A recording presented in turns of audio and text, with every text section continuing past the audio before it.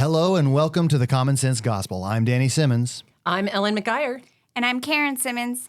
And our title today is The Beloved Daughters.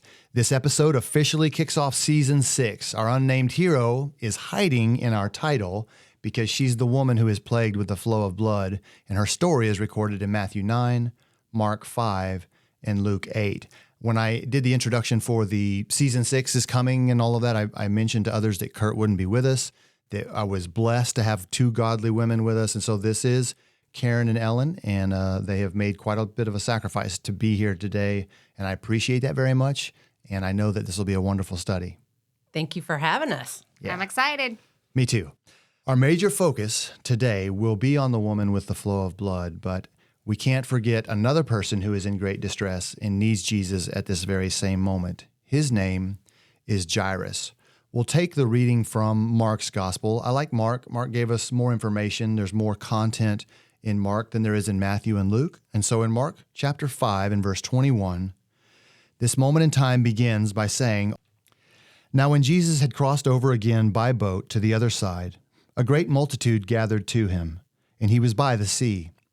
And behold, one of the rulers of the synagogue came, Jairus by name. And when he saw him, he fell at his feet, and he begged him earnestly, saying, 'My little daughter lies at the point of death. Come and lay your hands on her that she may be healed, and she will live.' So Jesus went with him, and a great multitude followed him and thronged him." So as we're introduced to this moment, we see that a great multitude has met Jesus and his apostles.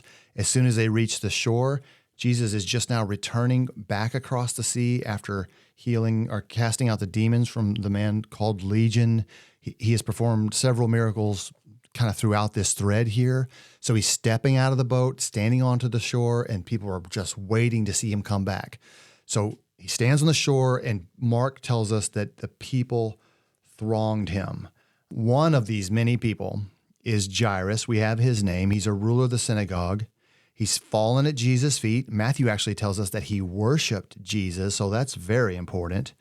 And he's a ruler of the synagogue. I pointed that out, but Mark and Matthew say he's a ruler of the synagogue.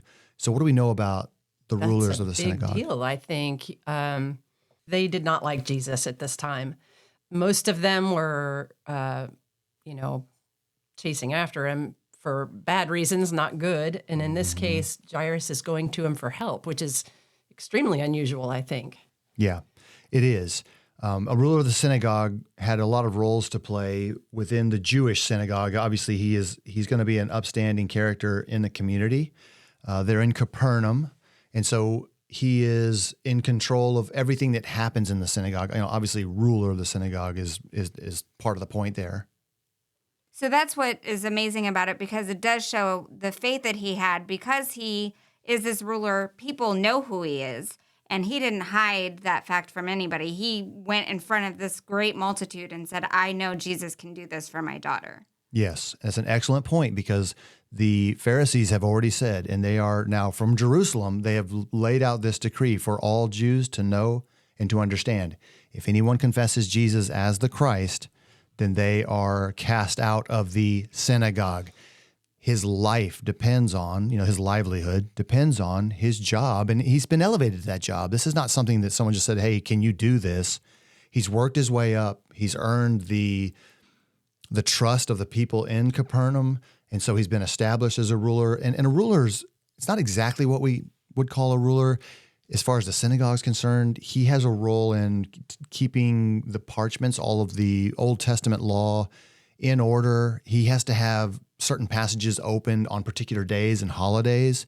It's his job to make sure those scrolls are open. They're where they're supposed to be, where people can see them. Then if there's a passing rabbi who's coming through town, he's the one. The ruler is the one who says, "Would you like to say a few words for us?" He invites people to come in and to speak because it's his synagogue. At least he has charge over it. He opens it up in the morning, closes it at night. He tends to everything. He makes sure that it's clean. So we have to slow down for a minute, because he really has devoted his entire life to being the ruler of the synagogue, at least now in his adult years. Now he's got a family. We know that. He's got a daughter and a wife. He's giving up his job. He's telling us, my job obviously is not saving my child, and I know someone who can. And so we're watching someone look across the aisle, as we typically say, and says, this guy is our enemy, but he's the only one who can help my daughter. And so now Right. I need him desperately. Right. And he could have sought Jesus privately, but he does this through a huge crowd of people. Not like, Nicodemus, come meet me at night somewhere in the dark. Mm-hmm. This is desperate times. He knows there's no one else that can help him. That's right. And I was thinking about Capernaum, because he wouldn't just say, well, I'm going to put my whole job on the line and give this a shot. There's something else moving in his heart. And I believe if you look at the different situations that took place in Capernaum, the man with a withered hand, he's healed in the synagogue. Oh, right. The Pharisees are standing there watching him, it tells us. And actually, Mark's gospel says that they were watching him, waiting to see what he would do. And then he asked that question, is it evil to heal or to help someone, a human being, on the Sabbath? And so they don't answer him anything. The man with a withered hand is healed. That is in the synagogue at Capernaum. The other one is the centurion's servant. Remember the paralyzed servant? They're not in the synagogue when this happens, but the elders run to Jesus and say, this is a good man. He built our synagogue. Right. So now the centurion who had Jesus heal his paralyzed servant has asked Jesus, you don't have to come to my house. So these two things have happened. Jairus has some good information on Jesus. So I think that's important too. People don't want to just blindly go, okay, if you believe, I'll believe. Mm-hmm. Something's got to click within each one of us to go, no, he's real. He is my savior. And so I've got all kinds of information for anyone who's interested to back that up and support that. And I think that's important for Jairus, because he really is going to lose his job. And he's desperate too. This is his daughter. This is all he can do. Yeah. And now he's asked Jesus to lay hands on her.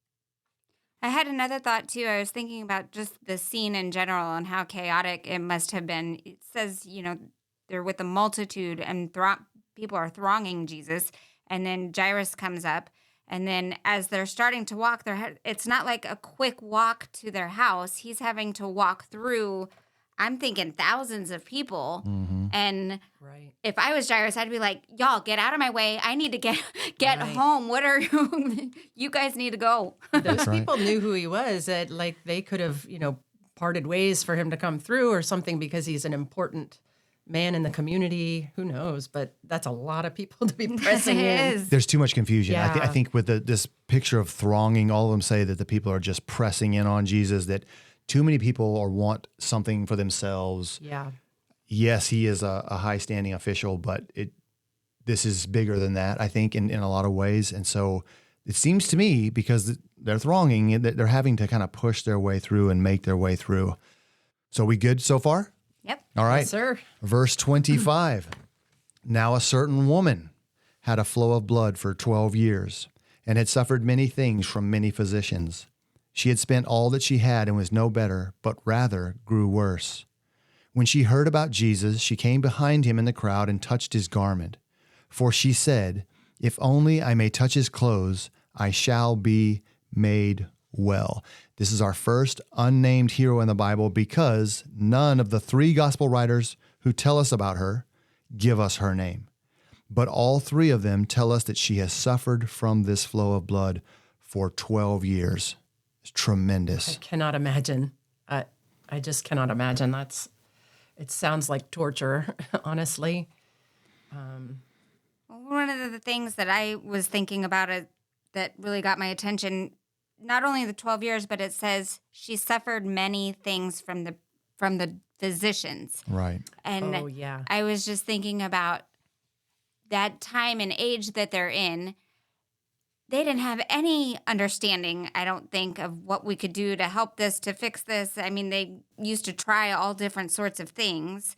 And who knows that she suffered at the hands of the physician. So what are some of the things that they tried to have her do to help fix this? And she paid for it. She paid all her money is gone now, and she's worse off for it. It's just terrible. It is terrible. She spent all that she had, no better, but rather grew worse. And that, you're right, that idea of, suffered many things because of this, because of the physicians, is another part of her trying to figure out, should I go back? Should I find another doctor? Will he tell me something different? And then there's the negative tone and approach to someone who's unclean as a Jew. So she has to deal with that even with the doctors. I'm sure the way they handle her and, just stay at a distance, just tell me what your issue is or whatever mistreatment she received, she's gotten to a point now where she is not deceived about humanity. Right. If you're not in perfect shape and you're not perfect and you're not clean, then you're not worth my time unless you give me your money. This is the world she lives in. Right. She can't be in public. It's just like this long process. And then if you're losing blood as a continual flow, and boy, I don't like the wording of that. It is exhausting. I can speak from a little bit of experience. I was anemic years ago, and you're just exhausted all the time. You are so tired. And so for 12 years, I mean, how did she even get out of bed sometimes? I'm sure. I know. And you have those Old Testament passages that say, basically the warning is do not drink the blood of an animal. But in those passages, it says the life is in the blood. Mm-hmm. Imagine what that verse means for her. Man. Her life's leaving her, as you said, anemic. She's going to be white as a ghost. Yeah. There's effects to her fingernails and toenails that would be very brittle. Her hemoglobin numbers are awful. Terrible. And this was also an ailment that she couldn't hide. Oh, no. Oh, yeah. So thinking about trying to go get a job or trying to maybe do a chore for somebody or try to go do something to earn money, she can't hide because it's going to be obvious what's happening.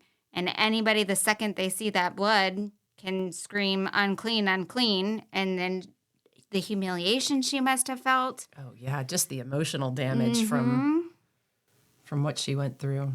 Yeah, this is why, when we get to a place like this, we say she's broken. She hit rock bottom. That's it. Those are not light words. She is literally broken. But in our reading, it says that she heard about Jesus. What do you think she heard about him? All the miracles. He's a healer. He's a healer. Yeah. And he's not charging anybody? He's the great physician. Yeah. Oh, yeah. So with great excitement to know he's here, he's come back. Somebody sent word to her. Maybe she's on her own scouting mission. She's listening, looking, watching, hoping, and now he's here. And she has already developed a plan in her head. I did read it already in verse 28. She says, "If only I may touch his clothes, I shall be made well." Another gospel says she literally says, "If I can only touch the hem of his garment." Right. And that was actually part of the law. I want to read this for you. So think about what the purpose was for this hem that is on Jesus' clothing. And this woman thinks this is the place where the healing would come. Numbers 15, beginning in verse 37, says, "Again, the Lord spoke to Moses, saying, 'Speak to the children of Israel. Tell them to make tassels on the corners of their garments throughout their generations, and to put a blue thread in the tassels of the corners. And you shall have the tassel, that you may look upon it and remember all the commandments of the Lord and do them, and that you may not follow the harlotry to which your own heart and your own eyes are inclined, and that you may remember and do all my commandments and be holy for your God.'" That's Jesus, amazing. by the law, Jesus, we believe with all our hearts, he is wearing this blue. It's really is interlaced with blue and white, but it's just a soft blue hem edge around the outside part of the garment. That's what she wants to touch. Yep. So not only is he a healer, but she knows he keeps the commandments of God. That's right. Amazing. I think that is so Amazing. cool. Yeah. That is amazing. So as we think about the law and how much of a curse it's been on her that, hey, you're unclean, can't go here, can't go in public, can't shop here. People run her out of their businesses because this is bad business for us. That the law's condemning her. Right. Sometimes she might be able to get away with it, but no, the law, she's a Jew. So this just keeps piling on. And now in this moment with Jesus, the law is her help. Right. Right. I love it. Yeah. The law made her an outcast before and brings her in now. Yep. And I know you probably have some thoughts on the angle she uses in which to approach. She's trying to slip in behind him. Yeah. Well, what do you think about that? She doesn't want to be seen. She knows Her if status. anybody sees her and finds out this woman of uncleanness just touched Jesus.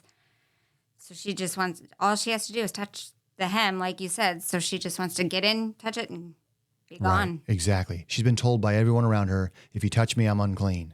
She knows that, she, like I said, she's totally broken. She knows that. So if she can slip in, if I could just touch to him, I don't want to make him unclean. I don't want to make him filthy in any way, but I have no other option at this point. And so with this courage, this hope and faith, clearly she has great faith. She comes to Jesus and says, I'm going to touch just the hem of his garment. So she wants to do it secretly. That's really all I can pick up from that.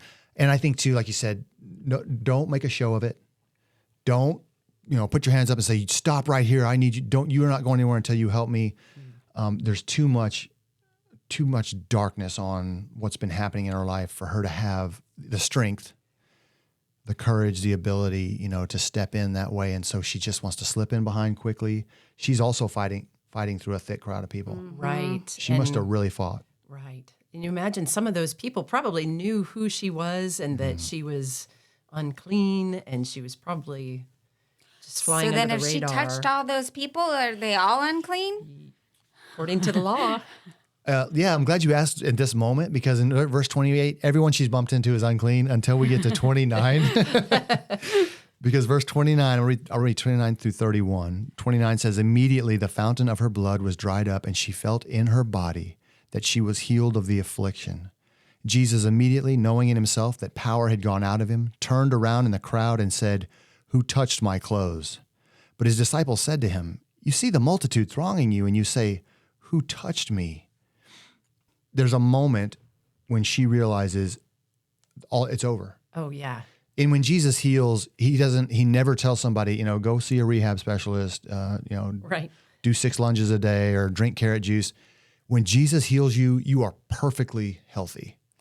Wonder if her color changed in her face. It has She to. just Energy went, again. Let's go.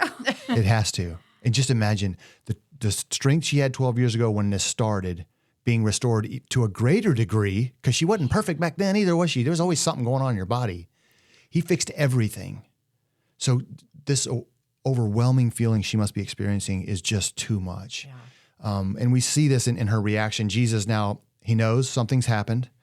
He turns around and says, who has touched me? Because he felt power had gone out of him. It's interesting because he turns around. So there's people all around him. So if he turns around, who is that direction? That's where she That's was. That's where she is. And she's trying to retreat. So he says, who touched my clothes? Now his disciples, they always help things move right along. What do you mean, who touched you? Everyone's thronging you. And then verse 32 is so beautiful. He looked around to see her who had done this thing. He already knows it's He knew her, who it was. Yeah. which means his eyes found her too. Oh, yeah. I love it, man. He looked around to see her who had done And this so thing. when he turns around, all the people thronging him they're all going to focus on her too, Oh, yeah. which everybody's going to, be like, who are you? What did you do to the rabbi? And it's not what she wants, but this is the Right. best time for it to happen, which goes back to, what Karen was saying. Everyone she touched was unclean, but now none of them are unclean because we have no evidence. There's no That's blood. right. There's no one sick. She's not unclean. So Jesus, transcends and supersedes the law with this moment of healing. There's so many awesome things happening. So 33, after he kind of looks down at her, 33, the woman fearing and trembling, knowing what had happened to her, came and fell down before him and told him the whole truth. And he said to her, daughter, your faith has made you well. Go in peace and be healed of your affliction. So let's look back at her for a minute. She's fearing and trembling. Mark ties to this because she knew what had happened to her. Oh, yeah. The fact that it worked is too much for her mind to take hold of. She's afraid. Yeah. I mean, I don't know. I understand the word fear, but what does that mean? That she was thinking that maybe it was just like her own power of suggestion that she thought if Right. she did, and now it's like this temporary burst in energy, or For 12 years, she's lived Yeah. this way. Yeah. And then for all of a sudden, none of that to be an issue anymore. I mean, I can't, you have to know that is of God at that point. There can be no other explanation for such a turnaround. Yeah. And her physical reaction says she came up to him and fell down before him and told him the whole truth. What a beautiful passage. Jesus, who knows all things. He knows her name. He knows where she lives. He knows the names of the doctors she's seen. He knows everything. And she just falls on the ground before him and just says everything that has been happening and what he did for her. She could have been afraid that he was going to be mad at her Oh, yeah. for touching him. Yeah, or we don't know. Him. We can only let our imaginations go run wild because we would too. I don't want Jesus any moment at any time to be like, how dare you? Or I don't want any of that to happen when I'm with Jesus. So that's going to be part of it as well. Well, plus we can't forget that he's going with a ruler of a synagogue. So is that person is Jairus going to be mad at her? She's like, I don't know. This guy's a ruler. He could be mad at me too. Who knows? I would think Jairus is pretty upset at this point. It doesn't tell us, but they were on their way. Now they're stopped, and we got this woman. Maybe Jairus knows her, maybe he doesn't, but now she's telling some story. He has to stand there patiently and wait for Jesus because Jesus, by his actions, Jesus is showing Jairus this just took precedence. Right. Well, and I also was thinking that, this event could have totally gone unnoticed. She slips in, she touches his hem, she backs up. It could have stopped right there. For some reason, Jesus wanted to make it a public thing. Yeah. I think he drew attention to it. He's got all of these people around him. He wanted us to know today, too. This is documented for all of us, but it's fascinating. Yeah, and I have something for that, Karen. I wrote down that he looked around to see her. He still needs to speak to her because if she leaves this moment in this place with stolen healing, she will die freed from her physical plague, but condemned in her sins. And I think Jesus needs to say one more very important word to her, and that is in verse 34. He said to her, daughter. You think about, family, friends, everyone in her life, including the doctors who took all of her money, have excommunicated her, and he says, you're my daughter. He calls no one else daughter in the New Testament. Oh. It's amazing. I didn't realize that. He says in one other place, Luke 13:16, speaking of the woman who was double bent in the synagogue, he says, shall not this daughter of Abraham be freed from her bondage under Satan? So he says that she's a daughter of Abraham, but here he says daughter. I'm getting a sneaking suspicion that I got one of your trivia questions. Shoot! Your face changed completely when I mentioned. I did. Oh, I gave it away. That's all right. I'll forget. I forget might have everything to come up with within another minutes. question. No. We got to finish the story. So he says to her daughter, your faith has made you well. Go in peace and be healed of your affliction. So she runs off singing zippity doo-dah. And in that's not in the Bible, by the way. Verse 35 says, while he was still speaking, some came from the ruler of the synagogue's house who said, your daughter is dead. Why trouble the teacher any further? As soon as Jesus heard the word that was spoken, he said to the ruler of the synagogue, do not be afraid, only believe. So this is an important moment too. Some terrible news has come Jairus' way. If he wasn't upset about the woman that interrupted all this, he probably is now. Yeah. But right here, Jesus is saying, you see what just happened? Just hang on. Don't be afraid. Exactly. The last thing he said to the woman was, your faith has made you well. And so he says to Jairus, don't be afraid. So that tells us the condition of Jairus' heart. Of course he's afraid. Yeah. Do not be afraid. Only believe. So Jairus now, it's like, why did he stop to talk to the woman?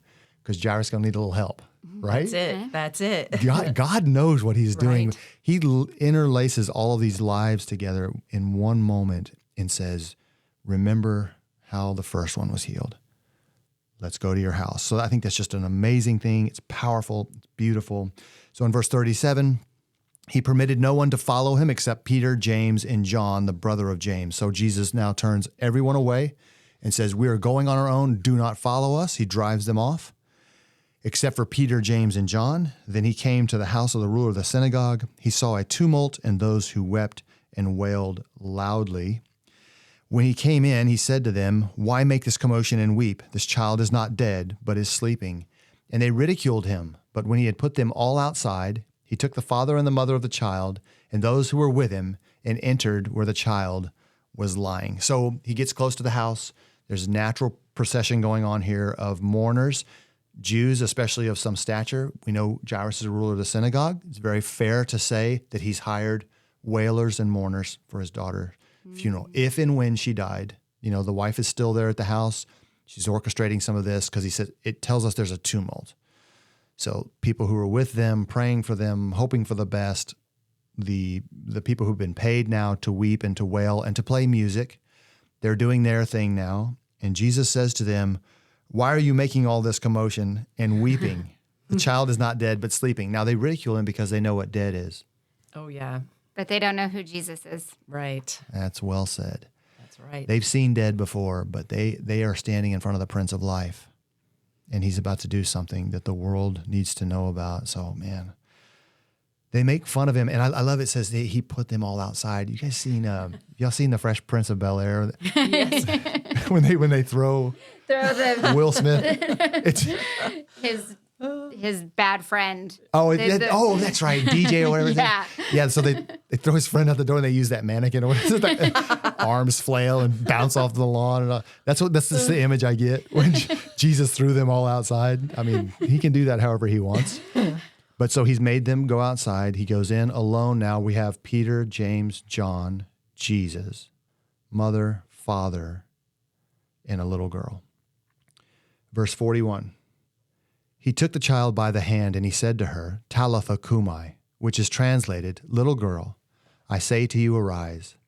Immediately the girl arose and walked, for she was 12 years of age, and they were overcome with great amazement. But he commanded them strictly that no one should know it, and said that something should be given her to eat. So verse 41, he goes to this dead child, 12 years old, probably lying on her bed, and he speaks to her. It says he called to her, "Talitha cumi," and she comes back. Immediately. Right away. Back with the woman with the flow of blood. Immediately. The second she touched him. Yeah, it wasn't like this. Where Jesus is like, "All right, give it a minute. Everybody stand back." It's going to work. I promise. It's going to work. Immediately the girl arose. So it's Right. just in an instant. As soon as he says to her, "I say to you, arise." Up and out of bed Done. with all the 12-year-old energy that she has. And hungry. Yeah, she is hungry because Jesus says, "Now give her something to eat," because he knows what 12-year-olds are like for sure. But this is there's a lot happening here, obviously, with this moment. But he does use an endearing term for her. This little girl means something like what we would say, sweetheart. Yeah. It's just a 12-year-old girl, and he's holding her hand. There's a moment when she's a corpse and there's no spirit within her. And then just in an instant, immediately, the spirit has returned. And she's cold. She would be cold, maybe even a little stiff, Mm-hmm. That's part of it. all back, all flush and lively again. I'm glad you said that because that's how they knew to scoff at Jesus. They Right. ridiculed him when he said she's asleep. No, she's not. We've all checked her. She's cold. She's stiffening up. Rigor mortis is setting in. Whatever, we don't know exactly how much time has gone by, but it doesn't matter. James tells us when the body dies, the spirit has departed. And so one other thing I just wanted to ask the two of you just to think about together is that the Greek says that Jesus called to her. And so the question is, where did he call? Why was her spirit the only one that answered the call? Because he said little girl, little child. Oh, Talking to you specifically? Very specific. That's actually a good logical guess. That is. Yeah, I would love to know. Well, when he raises Lazarus, he says, "Lazarus, come forth." So he does use the name. And obviously the spirit entered back into the body of Lazarus. We know he's been dead for 4 days. Right. Yeah. He's long gone. And he says, "Lazarus, I say to you, arise." The widow's son at Nain, he simply puts his hand on the container where the son is lying inside of. He seems to be a grown man because it says he sat up and talked. But Jesus tells her not to weep, puts his hand on the coffin, and then the man sits up. So it's there's no formula with Jesus. Right. It's the power that he possesses to do what he wants when he wants. But The spirit knows who's calling it, I suppose, and here she comes. that's right. And there's no doubt about it. And he has power over all things. which is why when he says, when I call, when I sound my voice, all the dead shall rise. And, everyone in the world's going to be like, come on, you can't do that. You can't do that. What a day. Yeah. And I'll give you one more. When the cripple is lowered down in front of Jesus, make sure you don't want to have that as a trivia question. No. When a cripple's lowered down in front of Jesus, he says, which is easier to say? Your sins are forgiven or rise up and walk? So he said rise up and walk, didn't he? Right. The guy's still laying there. That's it. It didn't happen then. He looks at them and waits for them to answer the obvious question. It's easier to say your sins are forgiven you. And he says, so that you understand that I have the power of God, I say to you, rise and walk. Then the man gets up. Yep. So he can say the words and nothing happened. Wow. Until he wants it to. Yes. Yeah. That's to think about the levels of the power he has and that it is by his will. It's very specific. When the time is right, he does it. He does it perfectly, and it's always pleasing to God. So Jesus just showing us so much about himself here, taking care of this little girl, and a father who is certainly just balled up in tears and probably wants to die himself. Ooh-wee. It makes me wonder if Jairus can go back to working at the synagogue after what he just witnessed 2 times firsthand and how personal it is now. It doesn't ever mention him again, so I don't know if he turned and followed Jesus after that, or. But I hope wonder. so. Me too. After that. How could you not? Right. Does he want the job Your to be whole the ruler of the household. synagogue, knowing that something greater is here? I think my opinion is that he could go back if he doesn't get kicked out and still do what he does, but now be a great voice for Right. because it's personal. Pushing for Jesus. It's personal. I'm going to tell you some things about this man you're making fun of or saying isn't the real deal. He changed my family's. Right.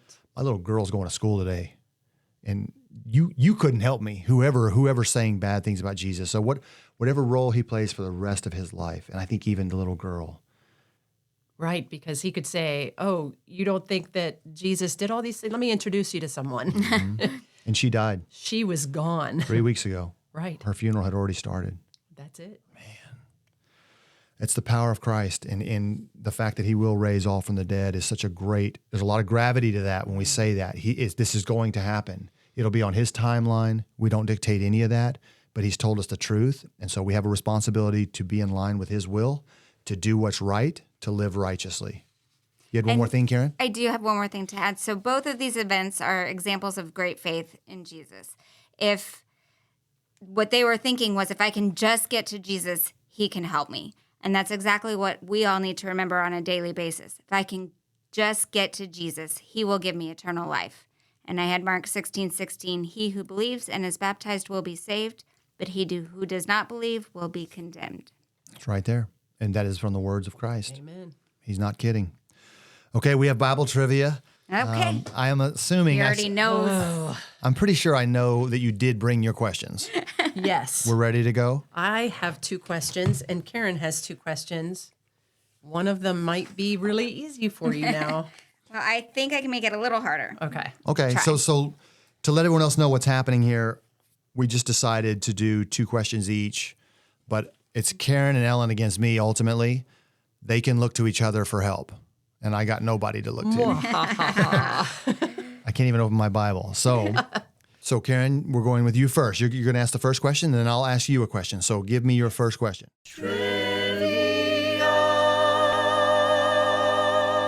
Sweet trivia. What was the last miracle that Jesus performed? This is hard to answer because The last healing miracle. okay, now that made it a little easier. Sort of. The last healing miracle Jesus performed before what? Like before he ascended? Before his crucifixion.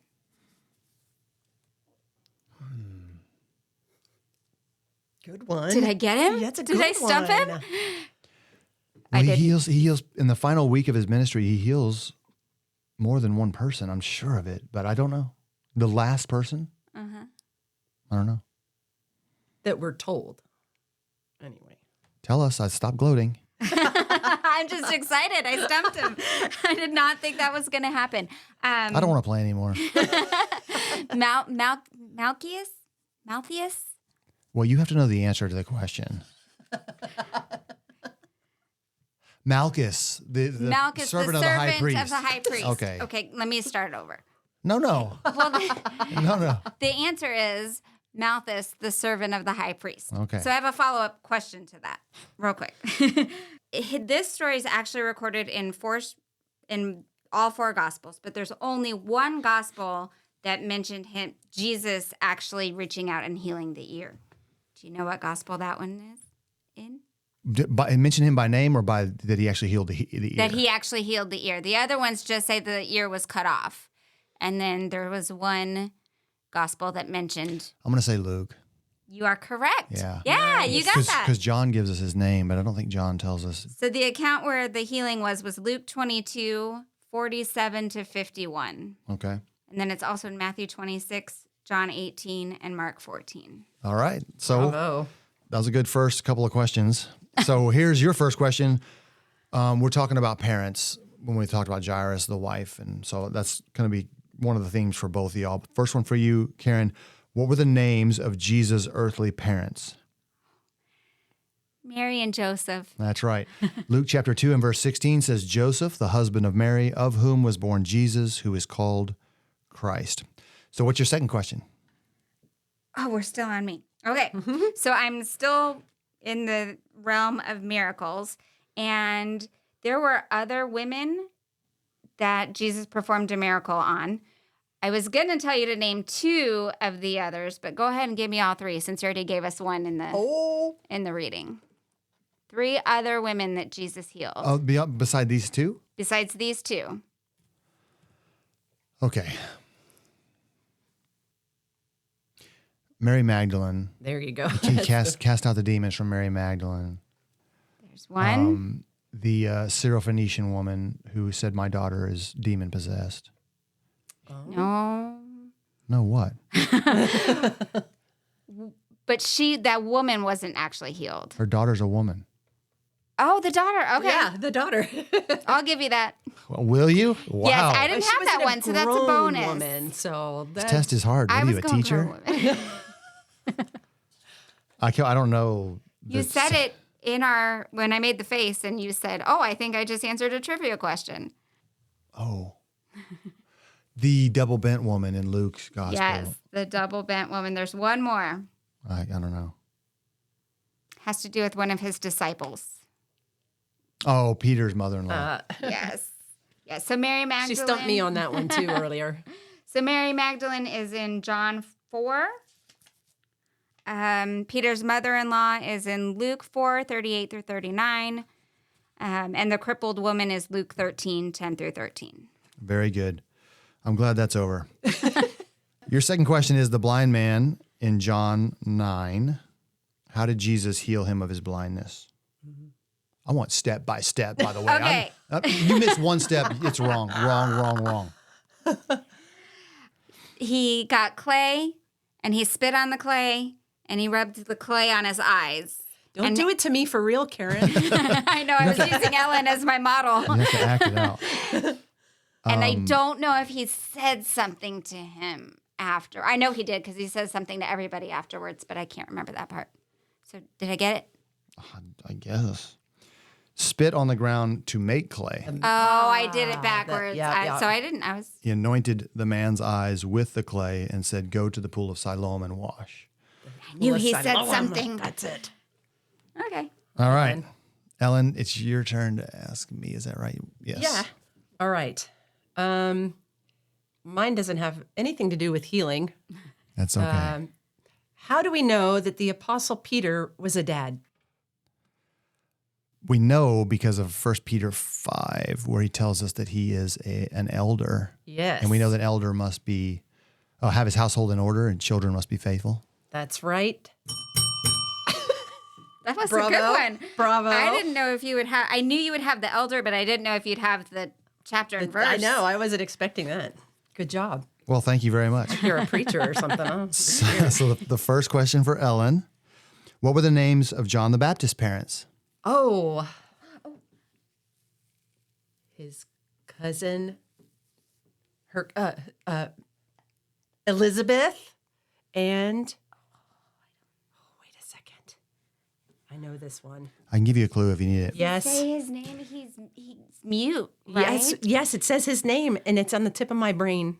Well, when he tells them, he writes down his name will be John, they say his name can't be John because Your name is, I can't remember. Karen? No I'm help? a blank slate. Not phoning a friend. The friend is My not. friend is blank. Luke chapter 1, verse 13, Zacharias, your prayer has All I been could heard, think was Zacchaeus. and your wife Elizabeth will bear you a son, and you should call his name John. I could have just said Zach. Yeah. It We would've call him already Zach where I'm So we from. call him Zach. Elizabeth and Zach. All right, Okay. you ready for The last question, yes. number 2? Who fell asleep during Paul's sermon in Acts and fell out of a window? Eutychus. And do you know where it's found? He died. Acts 20. Yes, verse 10. Yeah.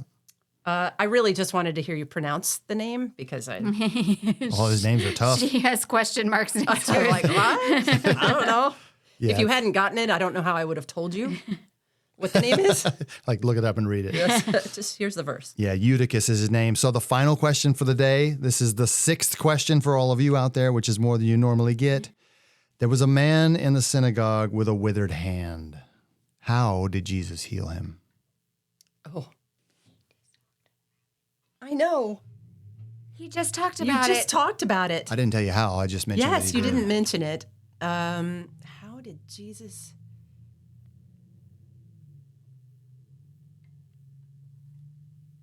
Do you have any I clues? think he just had him stretch out his hand.